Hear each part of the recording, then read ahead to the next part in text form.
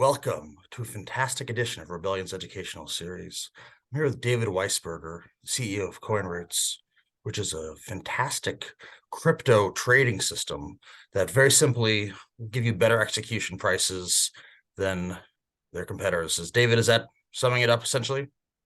Yeah, that's the meat and potatoes of it for sure.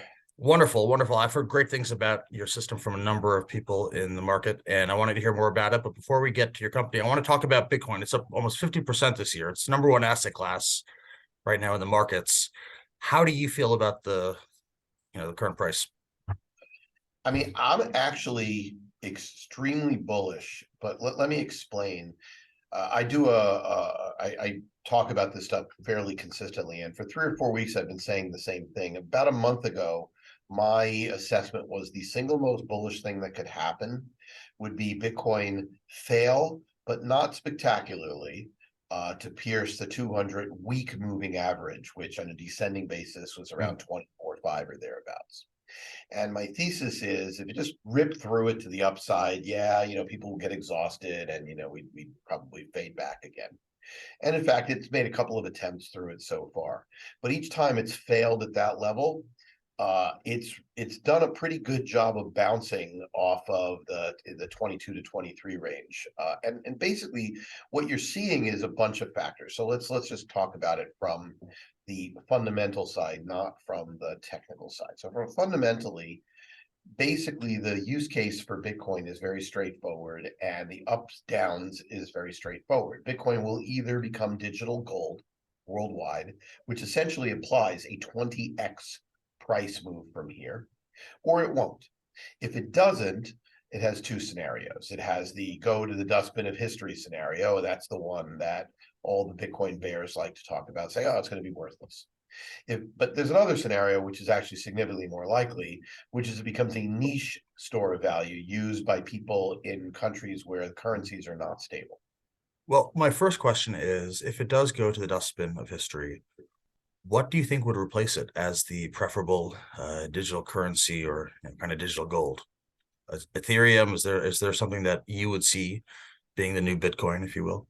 I don't think so. I think that Bitcoin is sort of unique insofar as it's fully distributed. There are no humans who control it. And when Ethereum went to proof of stake, that became impossible. I mean, I am not a Bitcoin maxi in the sense of thinking that there's Bitcoin and nothing else in the digital asset space Can you matters. can you explain to our viewers what proof of stake means, please? Yeah, so effectively, Bitcoin is based upon a technology and an idea that is called proof of work. Now, proof of work means that what's happening is every time a transaction is made, miners, and they're called miners for some stupid reason, are basically validators. They are analyzing the transaction and they have to solve complex mathematical equations in order to win the ability to be the person who says this block is done. So you're basically taking effectively via computation electricity and turning it into new Bitcoin. And it's for the purpose of validating each transaction such that there is integrity on the blockchain and that there's no bad data that gets in. With proof of stake, which is what Ethereum transitioned to, if anyone who has 32 Ethereum can create a node, and that node can vote based on whether or not this is a valid transaction, yes or no. So the difference is with proof of stake, wealth effectively can control the network. With proof of work, computation, power, and electricity consumption is what sustains the network.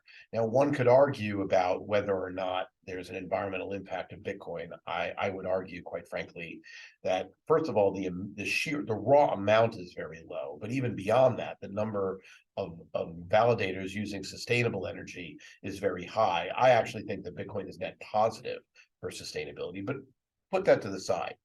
Proof of stake is undeniably more centralized.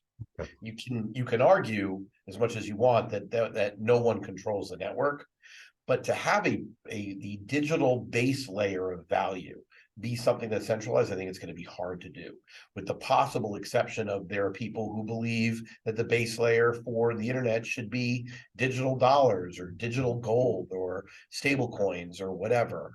And I guess that's possible.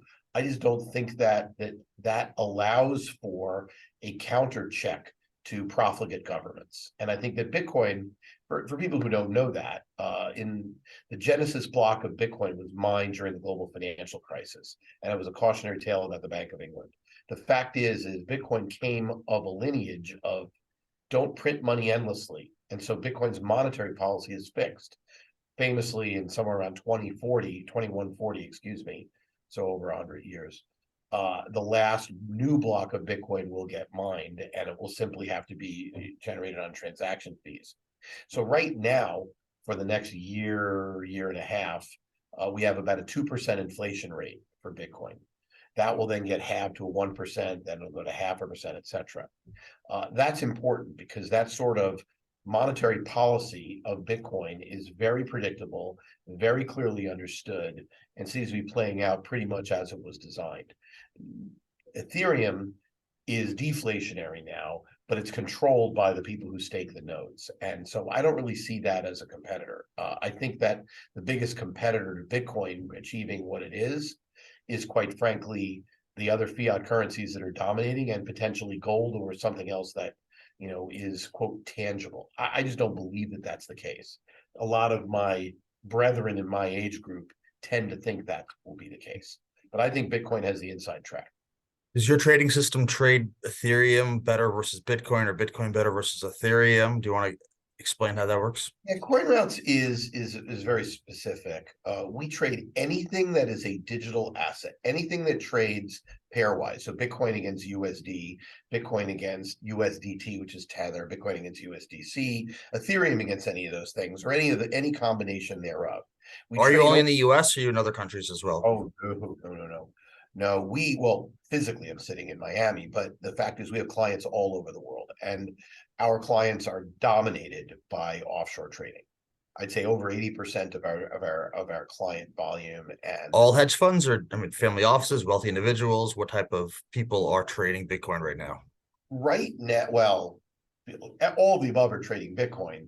Our clients tend to be trading firms or quantitative trading firms or quantitative funds. Now, why is that?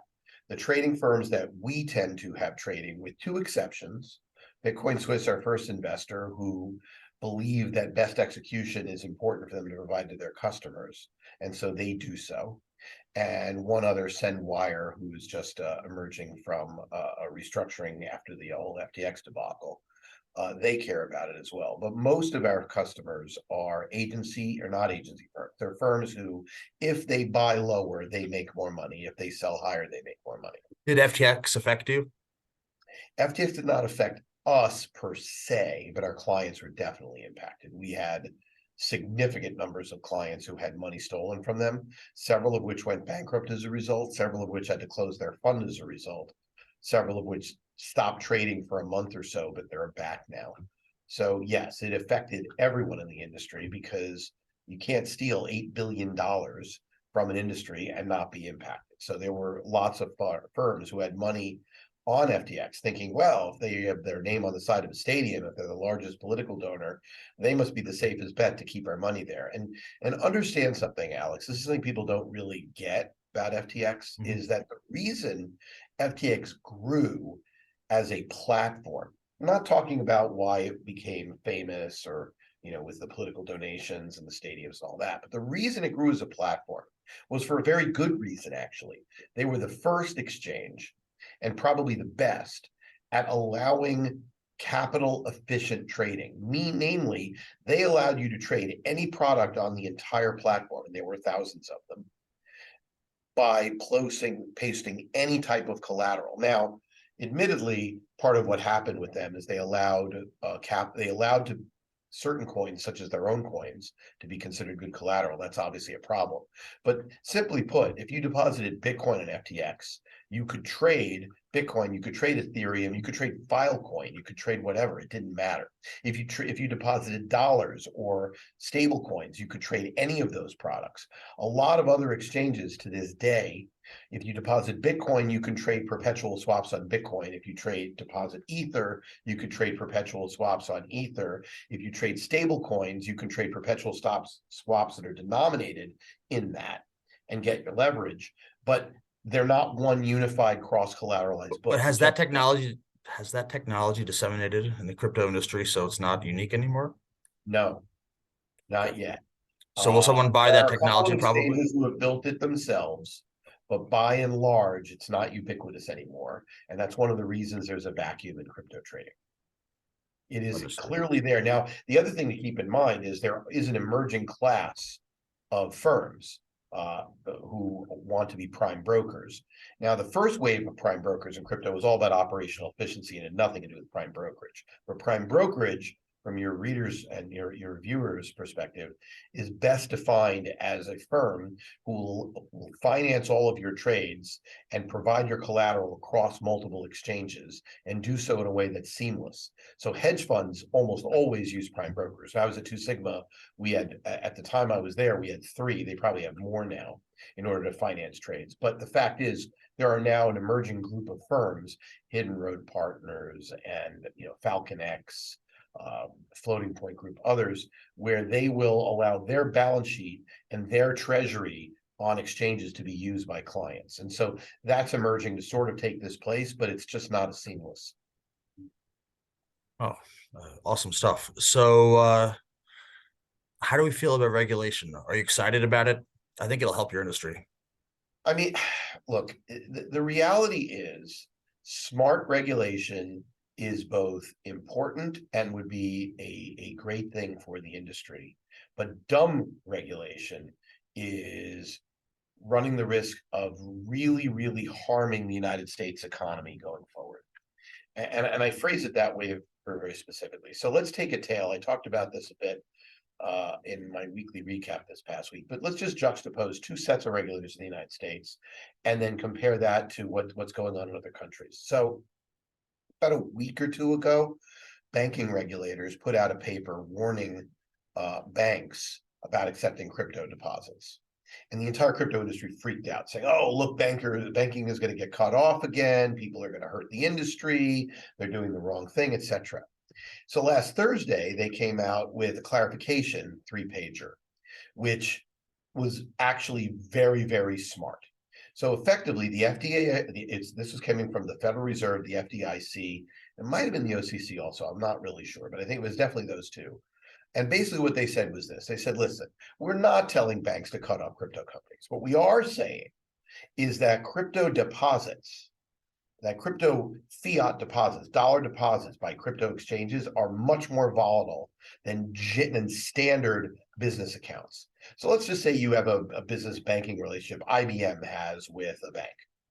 They put their money in there. It's going to be used to finance purchases and sales. They have revenues that come in. It's pretty stable. And whatever they're leaving in cash is there to be able to pay for things. They leave a buffer, and the rest of it gets done in treasury management so they can get better interest rates, et cetera. It's pretty clear. Now compare that to Coinbase. Coinbase, let's just say for the sake of argument, I'm picking random numbers. Let's say they had $1 billion with this bank in dollars, and they have N billions of dollars in crypto on their platform. Now let's say Bitcoin goes on a bull run. What's going to happen? Well, if Bitcoin goes on a bull run, Coinbase's clients who are keeping dollars there are going to buy Bitcoin, and the dollars are going to disappear from the bank that they've deposited with. The fact that Coinbase still has the assets in their platform doesn't help that bank because the bank doesn't have the Bitcoin, they have the dollars.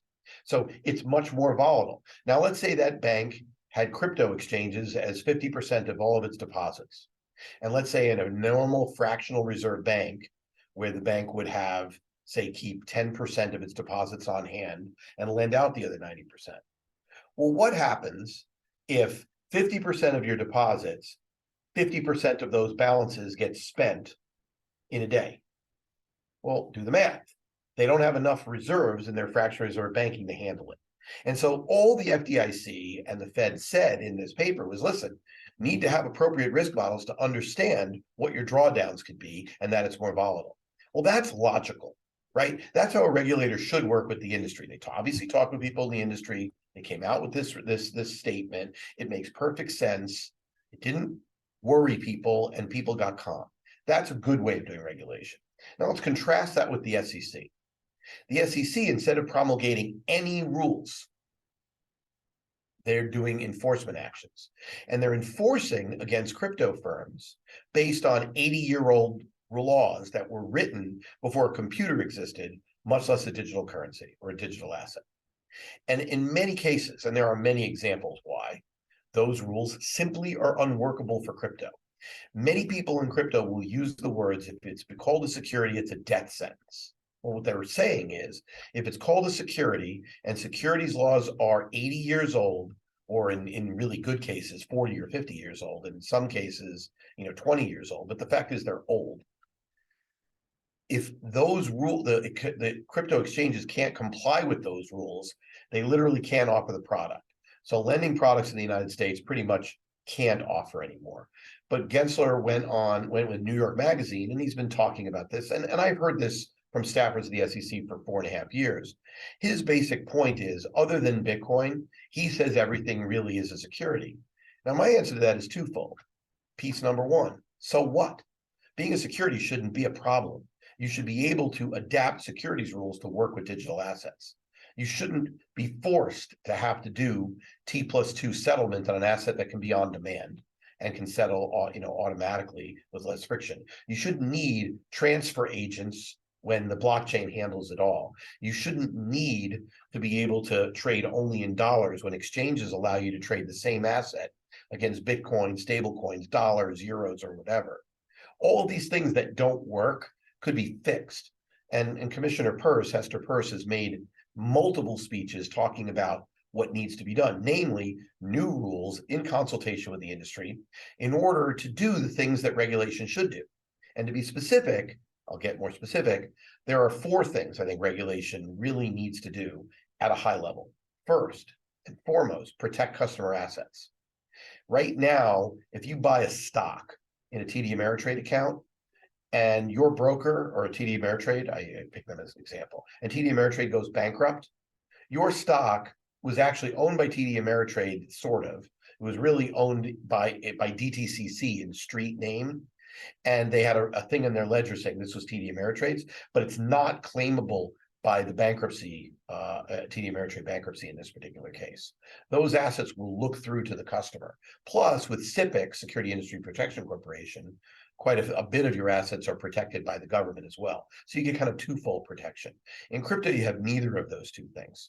And that's not because no one wants to do it. It's because there's no way to do it under the law. So they need to fix the way and have a very clear path for ring fencing and protecting customer assets. Everybody agrees that that should be the case, but that needs legislation or rules to do so. Second, everybody would argue that you want to have some cop on the beat for manipulation. When markets are manipulated, it's a bad thing. It reduces trust in markets. And so you want to be able to look for that. That's fine. The fact of the matter is crypto markets generally are the most transparent markets out there. There's more data, more of it's out there, and it's more easily accessible both to regulators and people. So that could be done. Some FBI buddies of mine were saying that they love it when criminals use Bitcoin, because then it's traceable. It's quite simple. Right. Well, that's the other thing there. I wasn't going to conclude that in the 4, but if you wanted to have a 5th one, it would be surveillance against money laundering, theft, and bad actors. That's also good, and that's also much easier with Bitcoin. But the 3rd one is marketing. There has been a lot of really, really, really unscrupulous marketing in crypto. I mean, we've seen it. We saw it with FTX, we saw it with Celsius, we've seen it with whatever.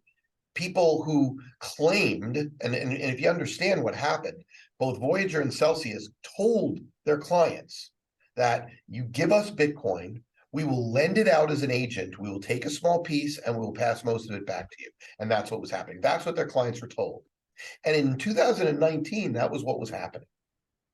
By 2021, it wasn't happening anymore because there wasn't nearly as much demand for borrowing Bitcoin from derivative shops or people who were doing arbitrage. So instead, they started pushing out what people would call in the industry, pushing out the yield curve. Things like lending money to unsecured collateral notes to large Asian-based hedge funds who were willing to pay junk bond yields was not what those customers signed up for. And the fact that they were allowed to do so feels criminal to me, probably is The dust hasn't settled on this, but there should be very clear regulation. And I've run 3 broker dealers in my life, Alex. And in all cases, you're not allowed to make claims that go beyond what you're doing. The compliance department will shut you down. And even if they hadn't, God forbid, you did it anyway, FINRA or the SEC would come calling. And that's a good thing.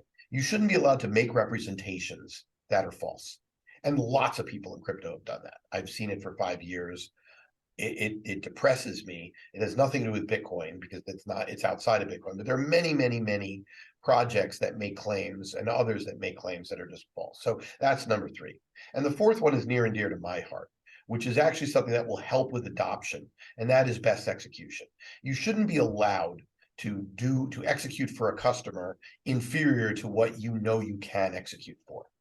And it should be very clear and disclose what you're charging your customer. So if there's a bid offer spread, you should know about it. If you're taking a kickback, payment for order flow from a market maker, you should have to disclose that. You have to do it in every other asset class. Those are basic rules. So those 4 things: protect client assets, anti-manipulation, make sure that you're not hyping, and disclosures and risk disclosures in particular are right, and best execution. I don't think you could find anyone serious in the industry who doesn't agree that we should have regulations and a regulatory body to surveil for that. And in fact, that is the core of what Switzerland adopted. It is the core of the consultation that the UK government is pushing towards. It's the core of what they have in Japan. But in the United States, instead of that, we have an SEC chair who is individually prosecuting firms. And when he does so, he collects a fine, which of course discourages anyone from coming in and talking to him, and creates rules that are non-public for that particular firm, as opposed to giving regulatory clarity, which has a couple of effects. First, it discourages small innovative firms from even engaging with the regulators. That's a problem. It's definitely biased toward larger ones. And second, it is a selection bias against firms that were broker dealers or understand compliance and don't want to be in the situation where, because they have deep pockets, they have to pay huge fines for dipping their toe in the water. And so we have this sort of holding pattern now in the institutional market in the United States. Gary Gensler was the head of the CFTC when MF Global's bankruptcy occurred, which was 100% a fraud perpetrated by John Corzine, which was unfortunately never prosecuted. So the fact that Gensler is again a regulator is insane to me. If anyone had overseen such a debacle as MF Global, they wouldn't have gotten another position. So I question definitely his judgment, and anyone that would let MF Global go down in his watch. I tend not to look. I actually met with Gary after that debacle when he wanted to learn about high frequency trading in New York, and he talked to a bunch of us experts and how markets actually work. And he asked a lot of really good questions, et cetera, et cetera. I don't think he's dumb at all. Actually, I mean, he got where he is for a reason. But I think, however, he has an agenda, and his agenda is not great. Whoops. Oh, yeah, agendas are the worst thing possible. No worse. His agenda seems to be far more focused on getting jurisdiction than helping investors. That's where I have difficulties with him. I agree with him on all 4 of those regulatory ideas, because he has said most of those at varying times. I just think the way to do it is by actually proposing rules that could work. But what's important, Alex, is I want to make one other point here. Everybody assumes that what he's trying to do is make every crypto asset trade like IBM or Microsoft. And that is not the case. There are, there are thousands, but not that many thousands anymore, securities that qualify under the national market system, so-called NMS. Those are securities. But there's 14,000 securities, not to mention bonds, we're talking equity securities, that are not part of the national market system. They're still called securities. And they trade via OTC markets or other platforms. And there's no reason in the world why crypto couldn't be handled in a separate bucket like that, with rules that work for digital assets. I agree with you. It should be 100%, without a doubt. And he keeps the disingenuousness of saying that, well, we have rules that have worked for 40 years or 80 years or whatever. Well, yeah. Well, these rules have also allowed a lot of failures. You could also use the slide rule to calculate basic arithmetic, but frankly, I wouldn't consider that a smart policy these days. Well, let's get back to CoinRoutes. We're coming to the end of our show, so I want our viewers to know, is your algorithm something accessible to the retail trader with $10,000, or do you need $10 million? It's kind of in between. We are right now more of an enterprise solution. Anybody who's trading 2.5 some odd million bucks a month in volume is someone that we will definitely save them more money than they will pay us, generally about a 3-to-1 margin. Just to put some numbers at it. For people who trade Bitcoin, for example, via CoinRoutes, in the aggregate, if you're just trading Bitcoin dollar, we tend to be within 5 basis points net of fees of the midpoint or far side of the spread. And a lot of our order sizes are actually pretty big. So market impact is de minimis relative to everything else, because what our algorithms are doing is using all the market data out there to figure out optimal order placements. So that's what we do. Now, that said, we are moving in the direction of being able to build a more SaaS platform. And in the next few months, there'll be some interesting announcements about that. But right now, it's for active traders. The opposite of Robinhood. And, Robinhood actually, causes you to spend more than you would at a Schwab or an E-Trade or a Fidelity, even though they make their sales slogan based on free trading. So whereas the retail trader doesn't realize that, they see, oh, $0 trade, but they don't realize that even an $8 cost of that trade would have gotten them a better execution price. The funny part about that is, in equities, that may be true. I'm not going to argue it. I used to run Two Sigma Securities, who Truth in Advertising is one of the market makers that Robinhood goes to. But in equities, every retail trader is trading inside of the stated spread. In crypto, we did an experiment a few weeks ago, and we compared a few retail apps. We're going to do more. And the retail apps, like Abra is one that we tried, it trades with a 2% wide spread. That's 2%. That's 200 basis points. I just got through telling you that net of fees, CoinRoutes clients are trading with a 10 basis point spread. Which what's the average spread, or do you have that information yet? Or it depends.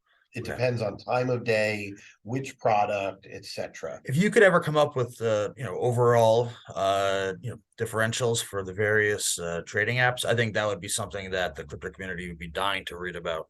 Yeah, we're going to do that. We're going to actually do that experiment. What we had to do first, just so you know, because you're quantitative, so you'll understand this. So what we've done is we've literally just created a database that we're now on the top 200 trading pairs, where we are calculating in real time I think we're doing it less than a minute, probably every, some number of seconds, the cost to optimally buy, by taking liquidity, optimally buy 25,000, 100,000, $250,000, 500,000, $1 million worth of each of those pairs.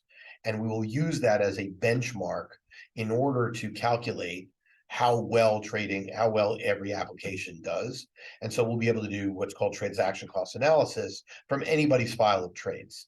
And we can show how our application does a better job, because ultimately that's what we're selling. But when we look at retail firms, we're going to do some experiments specifically. I don't know what I'm going to find when I compare things like Swan Bitcoin or Cash App or Abra to optimal execution. But we're going to do that. That's something that's going to get done in the next month or two. You're on mute now. I hope you'll over Billy and share that information with our viewers in time. Absolutely. And our readers. That's some very interesting stuff that I think that the overall investment community is going to be very excited to learn about. It's funny. We were talking to, I won't name them because it's not fair. We were talking to a vendor that sort of competes with us, that basically aggregates market makers and gives one-touch pricing. And they're very proud about their spreads. They're like, we are so much tighter than everybody else. And we looked at their spread, and their spread for a small order was 12.5 basis points. And for a large order, it was obviously substantially more. And, basically it was about double the spread that CoinRoutes customers tend to achieve. Double. And they were very proud of it. And I'm not going to make fun of them, but I'm just going to tell you that. Has there been any research on the curve between, $100 a Bitcoin purchase versus, 1 million, what the transaction cost differentials? We're not going to do within 100, but we are going to do 25,000 to 1 million. I love it. That Oh, that data is there, and we're going to publish stuff about that in the next few months. yeah, so And well, I really hope statistically you'll share that. speaking, data. Yeah, but that's the point. The thing that you hear all the time, Alex, and it's crazy. But you hear people, if you look at my computer screen, I can show you like right now the best bid and best offer at full market depth for virtually any product. People in crypto say, well, we don't really know what the price of Bitcoin is. So if we give someone something, like I know it's trading somewhere around 23,400 and some, where are you actually going to buy or sell? That becomes really interesting. So, having that, creating that benchmark, which we tried to patent, but it's considered a business process patent, which is almost impossible these days. We call it real price. And it's that exact thing which says, what would it cost me to buy? What would it cost me to sell at an instant based on depth? And so now that we're saving that in a easy way to do it, it's kind of a big deal. And our partner on that is SIBO, who actually has that data, and they're trying to use that as well for projects like index construction. So it is something we're moving ahead with. Well, David Weisberger, CEO of CoinRoutes, this was a lot of fun, really educational time. Thank you so much for donating your knowledge to our viewers. Well, thanks for having me, and I'll definitely come back when we have results on some of these interesting studies that we're doing. I look forward to it. You be well. Thank you. Take care.